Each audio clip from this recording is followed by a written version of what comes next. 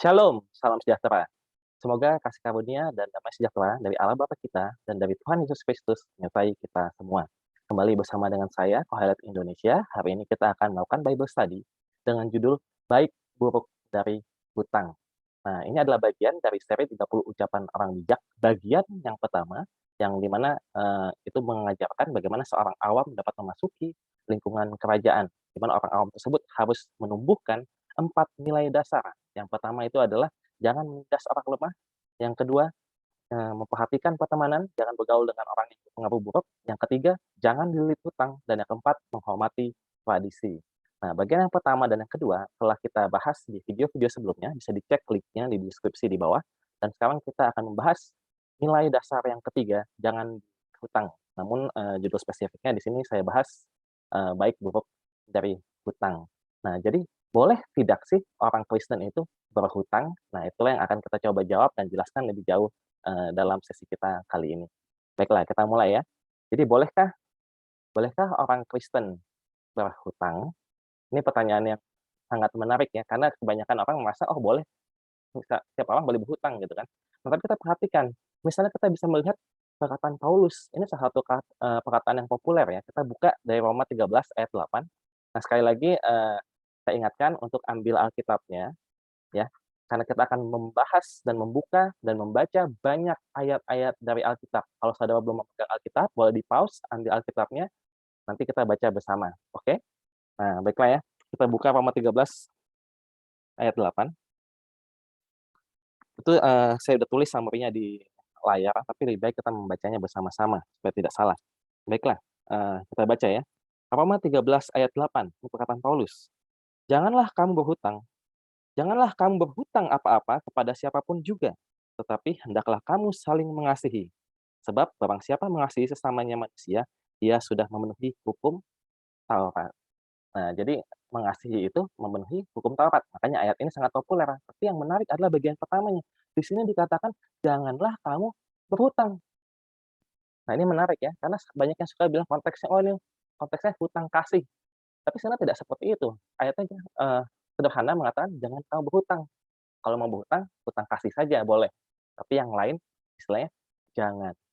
Jadi bolehkah seorang Kristen berhutang? Kalau dari perkataan Paulus ini, sekilas seolah-olah tidak boleh berhutang ya. Nah, tapi kita coba baca dari Mazmur. Nah, ini contoh ya, bahwa ternyata banyak sekali contoh hutang-hutang atau pinjam-meminjam di Perjanjian Lama. Nah, kita lihat bahwa orang benar itu meminjamkan. Berarti kan secara tidak langsung membolehkan hutang, ya kan ya. Nah, kita coba baca Mazmur 37. Kita buka ya sama-sama ya. Mazmur pasalnya yang ke-37, ayatnya yang ke-25 dan 26. Kita sama-sama baca. Saudara dan saya kita sama-sama baca. Mazmur 37 ayat 25 sampai 26. Ini juga ayat yang populer, khususnya ayat 25-nya ya. Ini kata-kata Daud ya. Di sini dikatakan, "Dahulu aku muda, sekarang telah menjadi tua. Tetapi tidak pernah kulihat orang benar ditinggalkan atau anak cucunya meminta-minta roti." Ayat 26, "Tiap hari ia," maksudnya orang benar itu ya, "ia menaruh belas kasihan dan memberi pinjaman, dan anak cucunya menjadi berkat." Jadi di sini dikatakan orang benar itu memberi pinjaman. Jadi hutang hutang itu boleh atau enggak di Alkitab?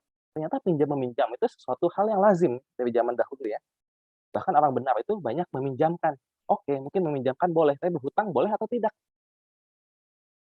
Setidaknya berhutang pastinya bukan dosa ya. Buktinya kalau itu dosa kan mesti kita nggak boleh, memberi hutang pada orang lain, kan jadi bikin orang lain jadi dosa ya. Tapi ternyata meminjamkan itu boleh. Berarti secara tidak langsung, seolah mengatakan bahwa berhutang juga boleh. Nah, menarik ya, tapi Paulus bilang, "Janganlah kamu berhutang." Nah, kita selidiki lebih lanjut dulu ya, sebelum kita mengambil konklusi. Kita baca dari Taurat Musa, Keluaran 22 ayat 25. Di sini Tuhan berbicara, kepada bangsa Israel mengenai pinjam-meminjam juga. Nah, kita baca Keluaran 22 ayat 25. Kita sama-sama buka ya, saudara ya. Jadi banyak ayat seperti yang saya sudah katakan. Keluaran 22, ayatnya yang ke-25. "Jika engkau meminjamkan uang kepada salah seorang dari umatku, orang yang miskin di antaramu, maka janganlah engkau berlaku sebagai seorang penagih hutang terhadap dia. Janganlah kamu bebankan bunga uang kepadanya. Jadi di sini Tuhan pun saat membuat aturan juga mengatakan bahwa ya kita memang harus meminjamkan. Meminjamkannya tapi jelas ya di sini dikatakan meminjamkan kepada orang miskin, tapi dibilang jangan bebankan bunga. Nah, ini menarik ya. Kita lanjut lagi sebelum kita mengambil konklusi. Satu lagi ya dari, Perjanjian Baru sekarang. Karena kadang ada orang bilang, "Oh, itu Perjanjian Lama." Kita baca coba Perjanjian Baru. Sekarang perkataan Yesus sendiri, kita ambil dari Lukas. Kitab Lukas, Injil Lukas, pasal yang ke-6. Kita sama-sama baca ya perkataan Yesus. Lukas 6, ayatnya yang ke-35. Oke, ini ya, kita baca sama-sama. Eee, "Tetapi kamu kasihilah musuhmu dan berbuatlah baik kepada mereka dan pinjamkan dengan tidak mengharapkan balasan. Maka upahmu akan besar dan kamu akan menjadi anak-anak Allah yang Maha Tinggi. Sebab Ia baik terhadap orang-orang yang tidak tahu berterima kasih dan terhadap orang jahat." Tapi, kata kuncinya saya tekankan sekali lagi, di sini dikatakan apa, pinjamkan dengan tidak mengharapkan balasan. Di sini kalau lihat konteksnya sepertinya meminjamkan bahkan kepada musuh. Kalau tadi di Keluaran meminjamkan kepada orang miskin. Kalau tadi Daud mengatakan, orang benar itu meminjamkan. Nah, ini dalam artian apa? Jadi, sebenarnya meminjamkan itu apabila dilakukan kepada orang yang membutuhkan, sebenarnya adalah bentuk kasih. Tapi, nah ini tapi yang penting, tadi udah dibaca di Keluaran dan juga, di Lukas. Meminjamkan itu kepada orang miskin adalah kasih apabila tidak membebankan bunga dan tidak mengharapkan balasan atau tidak mengharapkan dikembalikan. Ini suatu standar yang sangat luar biasa, tapi itulah ketika pinjam-meminjam atau meminjamkan sesuatu disebut sebagai kasih. Tentunya lebih baik kalau langsung dikasih aja, tidak usah pinjemin gitu. Tapi andaikan kita nggak bisa kasih, dan kita sendiri juga kekurangan, meminjamkan gitu ya, janganlah membebankan kita dan Yesus bilang, jangan mengharapkan untuk dikembalikan. Nah, ini menarik ya. Nah, tapi kan jadi kita mesti bertanya ya, kenapa Paulus bilang jangan berhutang? Nah, kita lanjut ke slide berikutnya. Hutang yang harus dihindari menurut Paulus. Jadi kenapa Paulus mengatakan, jangan berhutang? Nah, kita mesti mengerti konteksnya. Paulus itu hidup di zaman gereja mula-mula ya, generasi pertama Kristen. Nah, seperti apakah gereja mula-mula? Kita lihat kisah para rasul. Di sini adalah isi kisah para rasul adalah sejarah gereja mula-mula ya. Jadi kita buka sama-sama kisah para rasul pasal yang kedua ayatnya yang ke-44. Nah, kisah para rasul pasal yang kedua ayatnya ke-44 dan 45 boleh. Ya, saya bacakan. "Dan semua orang yang telah menjadi percaya tetap bersatu, dan segala kepunyaan mereka adalah kepunyaan bersama. Dan selalu ada dari mereka yang menjual harta miliknya, lalu membagi-bagikannya kepada semua orang sesuai dengan keperluan masing-masing. Dengan bertekun dan dengan sehati, mereka berkumpul tiap-tiap hari dalam bait Allah. Mereka memecahkan roti di rumah masing-masing secara bergilir dan makan bersama-sama dengan gembira dan dengan tulus hati." Menariknya apa? Di sini dikatakan, mereka itu bersatu dan dikatakan bahwa ketika mereka menjual harta miliknya, lalu dibagi-bagikan. Lalu dibilang juga adalah segala kepunyaan mereka adalah kepunyaan bersama. Ini bukan cuma di satu ayat atau 2 ayat ini, kita bisa baca juga di pasal 4 ayat 32. Jadi kondisi gereja mula-mula itu seperti apa? Nih, pasal 4 ayat 32. Bahkan judul perikopnya kalau di Alkitab Bahasa Indonesia ditulis secara hidup jemaat ya. Saya bacakan ya, Kisah Para Rasul pasal 4 ayat 32. Tapi kalau bisa saudara juga buka Alkitabnya di tempat saudara. "Adapun kumpulan orang yang telah percaya itu, mereka sehati dan sejiwa, dan tidak seorang pun yang berkata bahwa sesuatu dari kepunyaannya adalah miliknya sendiri, tetapi segala sesuatu adalah kepunyaan mereka bersama." Nah, ini menarik ya.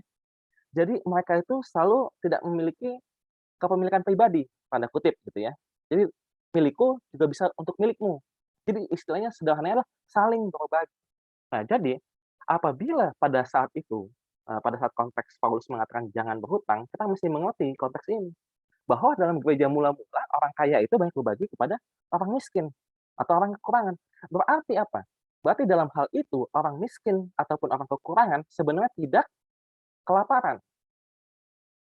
tidak dalam keadaan yang kritis, tidak ada dalam keadaan yang genting. Berarti kebutuhan primer mereka sebenarnya sudah terpenuhi dalam gereja mula-mula. Jadi untuk apa lagi berhutang? Nah, inilah konteksnya. Jadi kalau kebutuhan primer sudah dipenuhi, berarti orang masih ada yang mau berhutang karena ingin memenuhi kebutuhan sekunder. Nah, itulah yang istilahnya dilarang oleh Paulus, "Janganlah kamu berhutang lagi." Kan kita udah memiliki istilahnya sudah punya cukup makan, sudah cukup minum, nggak ada pakaian cukup juga, karena semua, saling berbagi ya. Untuk itu jadi karena itu tidak usah berhutang lagi. Nah, makanya dikatakan seperti itu. Berarti hutang yang harus dihindari menurut Paulus adalah apa? Hutang untuk memenuhi kebutuhan sekunder. Nah, tapi apakah semua kebutuhan sekunder kita nggak boleh berhutang? Misalkan zaman sekarang gitu ya, saya mau beli apa, mobil, ya mungkin mobil bisa dibilang primer juga, tapi sebenarnya mobil itu masih kebutuhan sekunder ya, karena itu tidak betul-betul menyangkut nyawa. Boleh nggak kita berhutang untuk beli mobil gitu kan? Saya bukan bilang begitu, nah kita bahas di bagian yang ketiga. Nah lanjut ya. Jadi untuk mengerti itu kita bacalah ucapan orang bijak. Nah inilah ucapan 3 yang tadi kita, sebut-sebut di awal. Jangan menjadi penghutang atau jangan dililit hutang. Kita balik kalau masih ingat saudara, 30 ucapan orang bijak dari Amsal 22 ayat 17 atau dari ayat 22 ya, 22. Itu untuk ucapan yang pertama. Nah, terus baca terus nanti ketemu ucapan yang ketiga, yaitu di ayat 26 sampai 27. Oke, kita buka Alkitab kita bersama-sama. Amsal pasal yang ke-22, ayatnya yang ke-26 dan 27. Saya bacakan di sini, di screen juga ada, bisa saudara baca di sana, tapi lebih baik baca dari Alkitab saudara. Amsal 22 ayat 26 sampai 27, saya bacakan. Jangan engkau termasuk orang yang membuat persetujuan dan yang menjadi penanggung hutang. Mengapa orang akan mengambil tempat tidurmu dari bawahmu, bila engkau tidak mempunyai apa-apa untuk membayar kembali? Nah, menarik ya. Jadi di sini jelas dikatakan adalah jangan kau termasuk orang yang membuat persetujuan dan menjadi penanggung hutang atau jangan berhutang. Singkatnya seperti itu. Nah, di sini dijelaskan di bagian keduanya tadi ayat 27, alasan kenapa jangan berhutang. Karena kalau ada apa-apa kamu tidak mampu membayar kembali, bahkan kasur atau tempat kamu tidur itu bahkan bakal diambil daripadamu. Nah, yang menarik ayat yang harus kita highlight di sini adalah apa? Di ayat 27 dikatakan, "Bila engkau tidak mempunyai apa-apa untuk membayar kembali." Jadi sebenarnya hutang itu dilarang, khususnya apalagi terkait, hutang untuk memenuhi kebutuhan sekunder ya, adalah hutang yang di luar kemampuan seseorang untuk membayarnya kembali. Nah, jadi kalau istilahnya orang mau hutang beli mobil, kalau memang dia sebenarnya, bisa menghitung ya kemampuan membayar kembalinya, dari gajinya dihitung, "Oh, sebenarnya saya mampu," ya itu masih boleh. Tapi kalau seandainya dari hitung-hitungannya udah pas-pasan, bahkan sebenarnya kesannya tidak mampu dan dipaksakan supaya bisa, tapi ujung-ujungnya jadi malah si hutang lagi, ditutupin gitu ya, untuk bayar cicilannya atau buat bayar DP-nya, ambil hutang lagi dari tempat lain, bukan dari bank. Kan sebenarnya berarti belum mampu. Jadi kalau belum mampu, jangan. Karena kalau kamu nanti tidak mampu membayarnya, di sini dikatakan, istilahnya bahkan tempat tidurmu akan diambil daripadamu. Kalau di dunia modern ya, bahkan lebih dari itu, rumahmu akan disita daripadamu. Luar biasa. Kalau zaman dulu nggak bisa sita rumah soalnya, tapi kalau zaman sekarang ternyata rumah bisa disita. Nah, ini menarik ya. Kita lanjut lagi ke, pelajaran berikutnya, kita coba jelaskan kenapa kenapa orang itu berhutang untuk kebutuhan sekunder, apalagi saat mereka tidak mampu gitu ya. Nah, kita baca dulu dari AAS 3, Amsal-Amsal Salomo, yang membahas ucapan 3. Kita bisa baca dari Amsal 13 ayat 20 dan 19 ayat 10. Nah, saya langsung baca dari, screen aja ya, karena ini dari beberapa ayat sekaligus. Sudah bisa baca dengan saya? Di sini dikatakan dalam Amsal, "Siapa bergaul dengan orang bijak, menjadi bijak, tetapi siapa berteman dengan orang bebal, menjadi malang. Kemewahan tidak layak bagi orang bebal, apalagi bagi seorang budak untuk memerintah pembesar." Apa yang kita pelajari dari 2 ayat ini? Yang pertama adalah ini semua terkait pergaulan. Makanya ini menyambung dari ucapan yang kedua ya. Ucapan kedua mengajarkan tentang memperhatikan pergaulan. Nah, jadi alasan orang bisa berhutang untuk memenuhi kebutuhan sekunder di sini dikatakan adalah karena pergaulan. Dan di sini dikatakan bahwa sebenarnya kemewahan itu tidak layak bagi orang bebal atau dalam, prakteknya bagi orang yang tidak mampu. Jadi begini ceritanya, ada orang kaya. Lalu ada orang yang tidak mampu, "Oh, saya mau bergaul dengan orang kaya, saya mau kelihatan kaya." Lalu jadi, "Oh, ya udah supaya saya bisa bergaul dengan orang kaya, saya belilah barang-barang branded yang mahal, yang sebenarnya di luar kemampuan saya. Saya beli pakai credit card." Nah, itu tidak baik, saudara. Atau, "Oh, saya lihat, ada selebriti," gitu ya, ada, bintang film atau apa ya, memakai, tadi barang branded lagi. "Oh, saya pengen keren seperti dia." Jadi saya hutang lagi kartu kredit, padahal sebenarnya tidak mampu.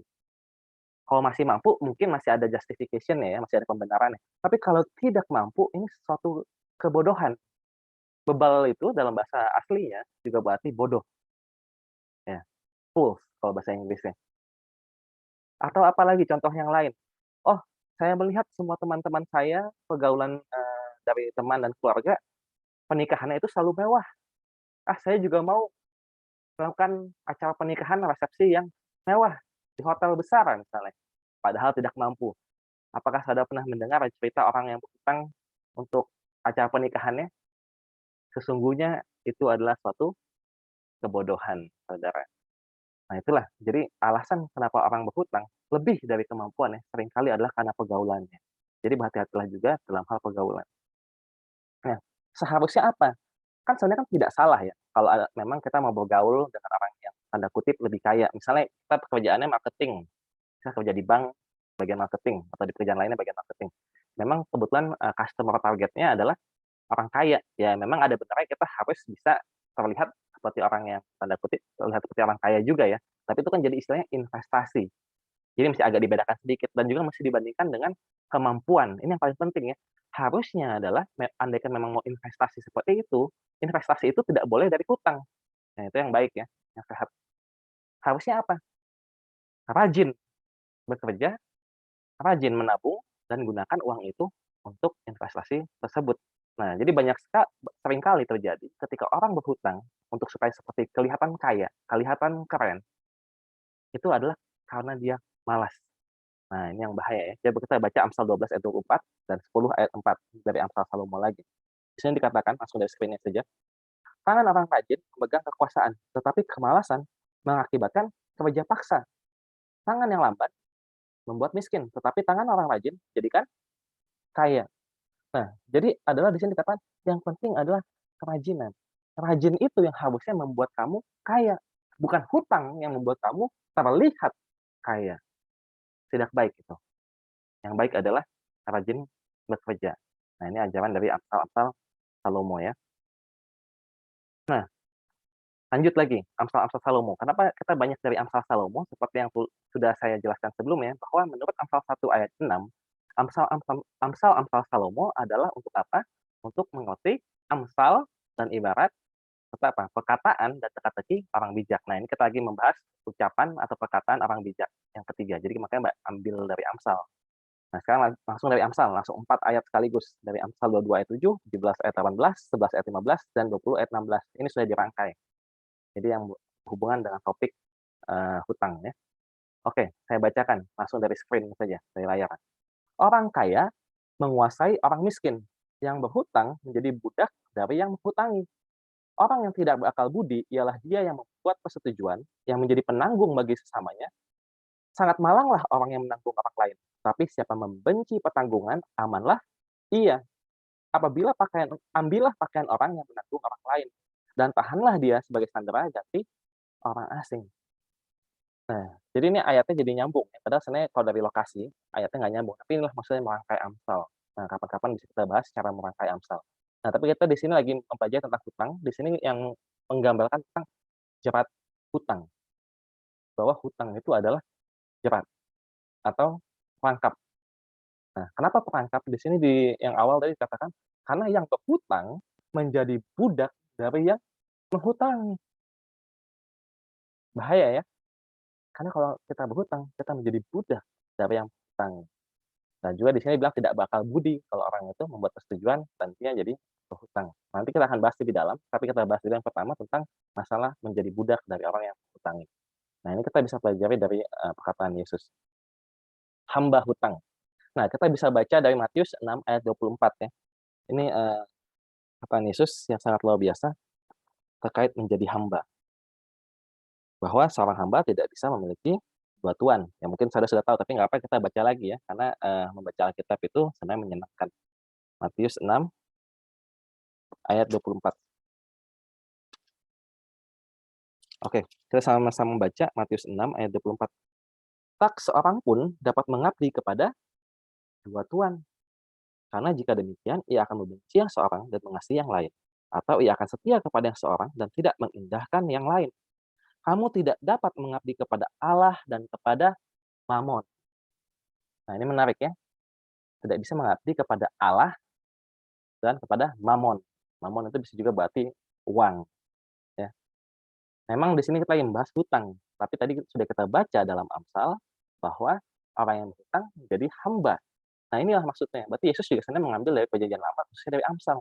Nah, ketika seorang itu menjadi penghutang atau berhutang, dia menjadi hamba dari orang yang memberikan hutang. Nah, ini bahaya, karena seorang itu tidak bisa memiliki dua tuan. Tentu dalam umpamaan Yesus di sini dia lagi maksud tentang, hamba dari Tuhan atau hamba dari istilahnya uang di dunia gitu ya. Tapi dalam prakteknya ini juga berlaku. Contohnya gini, apabila seseorang adalah penghutang, sulit untuk ia dipekerjakan di suatu perusahaan yang baik. Memang dalam zaman sekarang mungkin nggak terlalu banyak yang seperti itu ya, maksudnya perusahaan yang akan ngecek, "Oh, dia hutangnya banyak dan dia dililit hutang, jadi nggak dipekerjakan." Mungkin memang tidak sampai segitunya, tapi sana menuju ke arah sana. Misalnya saya sempat mendengar bahwa misal kepolisian di Singapura, ketika lagi memanggil polisi, salah satu yang dicek adalah hutangnya. Kenapa gitu kan? Ya tadi, sebenarnya itu berdasarkan Alkitab juga, bahwa kalau orang itu punya hutang, dia itu pasti dalam pikiran seorang penghutang adalah bagaimana saya melunasi hutang saya, itu akan menjadi pikiran dia yang pertama. Seorang yang ingin melunasi hutangnya dengan cepat, itu akan terjadi konflik kepentingan saat dia bekerja. Apalagi kalau orang itu belum terbukti gitu ya, kan jadi bahaya. Karena pekerjaan seorang yang hutangnya besar dan dia betul-betul dililit hutang dan harus membayar hutang. Nah, ketika dia bekerja di perusahaan kita, apabila kalau mempunyai perusahaan, nah itu kemungkinannya besar kemungkinan seseorang itu dapat tergoda untuk apa, korupsi dan sebagainya untuk mengambil, uang perusahaan supaya bisa membayar hutangnya. Nah, itulah bahayanya apabila mempekerjakan seorang yang penuh hutang. Nah, itu juga alasannya supaya kita sendiri juga jangan dililit hutang. Sebab orang yang dililit hutang tidak layak mendapat pekerjaan yang baik. Harus bagaimana? Tentu harus rajin dulu, tadi sudah diajarkan ya. Rajin bekerja dulu, misalnya hutangnya diselesaikan, lalu akan bisa mendapatkan pekerjaan yang baik. Nah, itu juga bagaimana bisa mendapatkan kerajaan Allah. Nah, tadi di sini, jangan menjadi hamba Mamon. Nah, makanya di sini dikatakan di Matius 6 ayat 33, kita lanjut lagi, masih di pasal yang sama. Di sini dikatakan, "Tetapi carilah dahulu kerajaan Allah dan kebenarannya, maka semuanya itu akan ditambahkan kepadamu." Jadi apa? Jadi kan susah untuk kita menjadi dua hamba. Memang kadang-kadang kita ngerasa, "Oh ya, saya punya kebutuhan spiritual, saya mau melayani Tuhan." Ada lagi, "Oh, tapi saya butuh menghidupi diri saya, jadi saya juga menjadi hamba uang, bahkan perlu berhutang." Nah, ini bahaya. Agar bisa, Yesus di sini mengajarkan apa? Andaikan memang saudara ada di suatu posisi yang harus memilih salah satu, pilihlah Tuhan terlebih dahulu. Karena siapa yang mengejar kerajaan Allah, yang mencari kerajaan Allah dan kebenarannya, akan mendapatkan semuanya. Dalam arti semua kebutuhannya akan dipenuhi. Tadi kita ingat di Mazmur yang sudah kita baca sebelumnya bahwa apa? Orang benar itu tidak pernah dilihat oleh Daud bahwa anak-anaknya meminta-minta roti. Nah, percayalah kepada Tuhan. Nah, begitu ya. Kita lanjut ke yang berikutnya, bentuk lain dari hutang.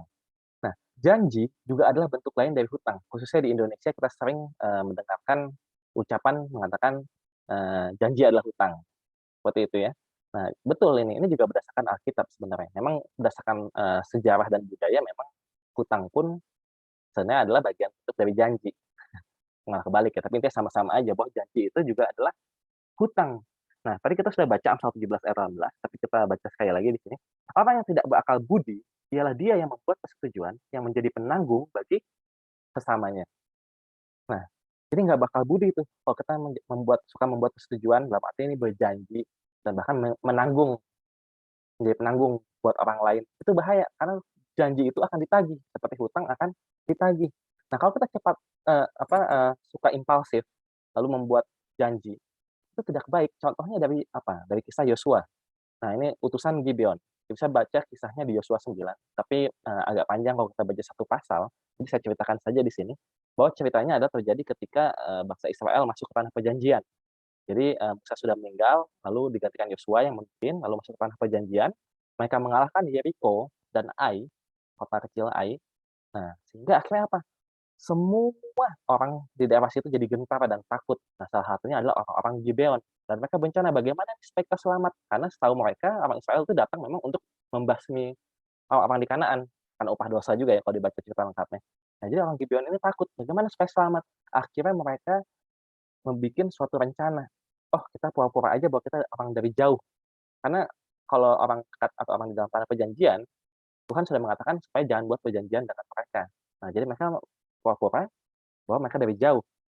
Jadi mereka kirimlah utusan untuk datang kepada Yosua. Mereka mengenakan baju lusuh, sandal lusuh, bahkan roti yang sudah kering mereka bawa, ya soalnya sudah, berhari-hari mereka, berjalan sampai ke tempat Yosua. Dan itu yang mereka katakan juga kepada Yosua, "Oh, kami sesungguhnya orang dari jauh. Lihatlah ini roti yang waktu kami berangkat masih hangat, sekarang sudah kering seperti ini."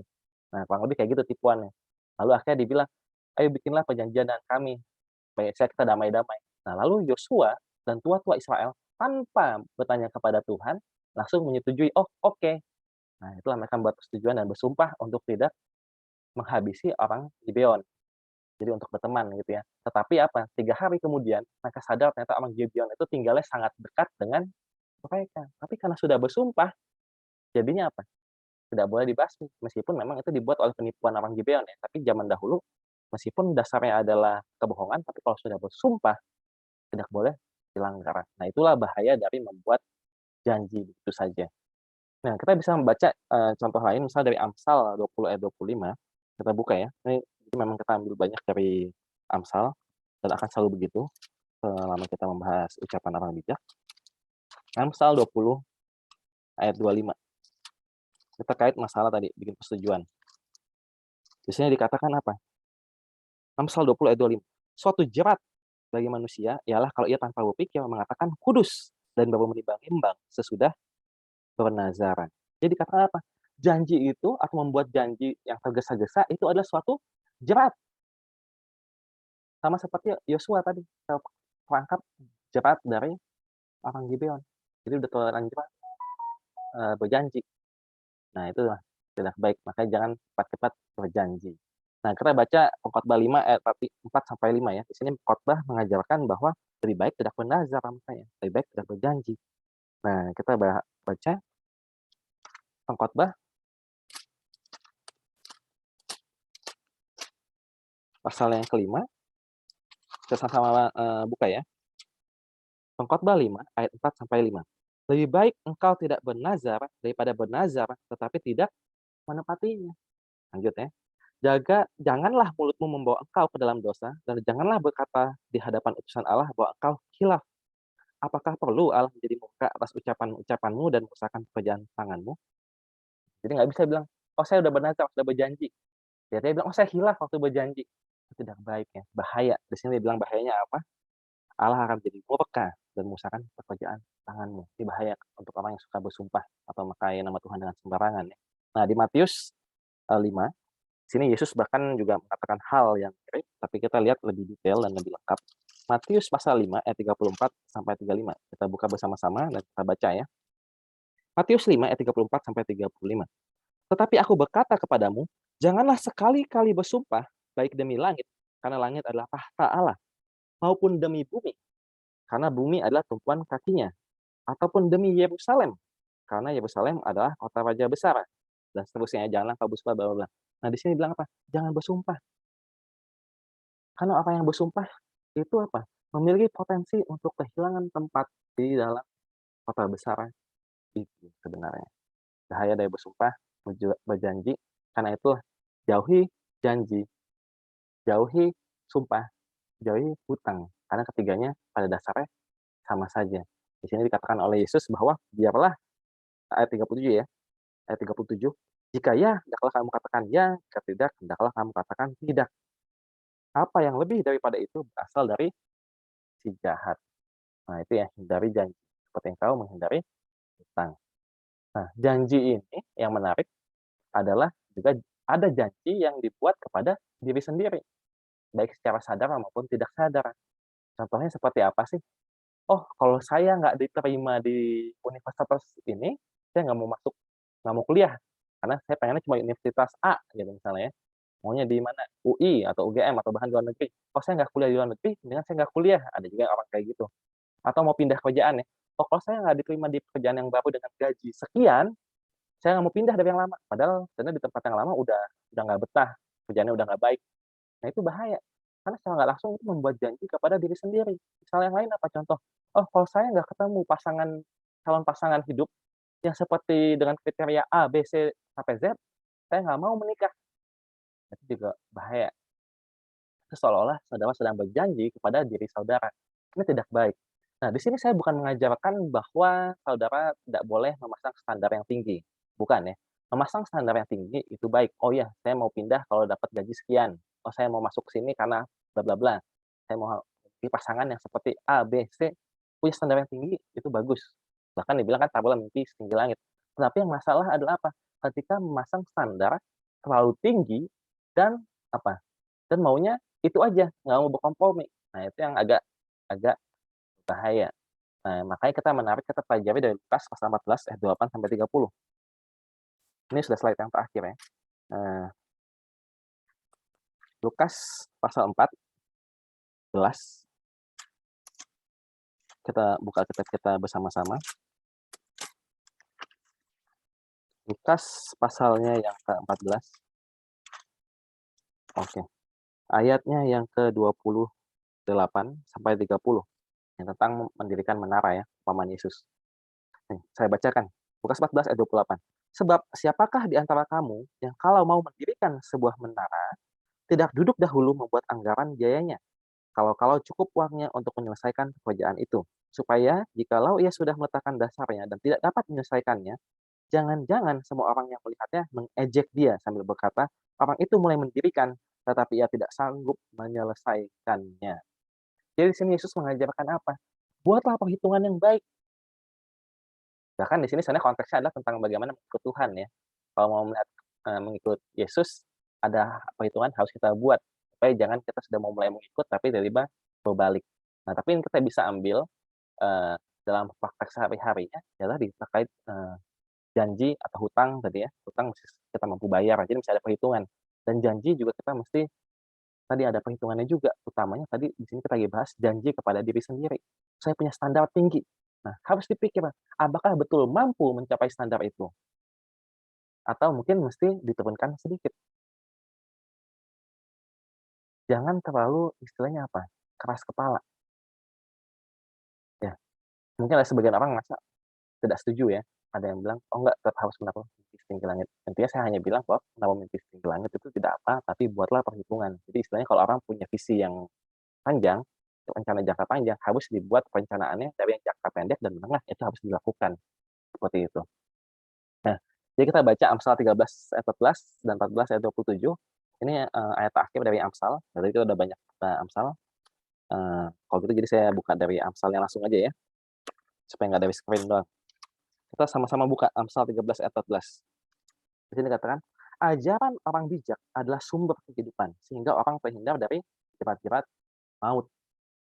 Jerat maut termasuk apa? Tadi kita sudah pelajari, hutang dan janji itu adalah jerat ya. Ajaran orang bijak adalah sumber kehidupan, sehingga orang terhindar dari jerat maut. Lalu pasal 14 ayat 27, di sini dikatakan, "Takut akan Tuhan adalah sumber kehidupan, sehingga orang terhindar dari jerat maut." Jadi di sini seolah-olah menyamakan atau, hampir sama atau paling tidak fungsinya sama antara takut akan Tuhan dan mendengarkan atau mengikuti ajaran orang bijak. Nah, ajaran orang bijak itu ada banyak, tapi menurut Alkitab, paling tidak menurut Amsal di sini sebenarnya apa, ya ajaran orang bijak adalah ucapan-ucapan orang bijak, di mana kita baru saja membahas ucapan orang bijak yang ketiga tentang jangan menggigit hutang. Nah, itu ya. Jadi, sekian yang saya bisa bawakan. Nanti di video berikutnya kita akan membahas ucapan yang keempat tentang menghormati tradisi. Apakah tradisi perlu diikuti? Nah, seperti itu. Baiklah, sampai jumpa, kemudian. Shalom, semoga semua berbahagia. Amin.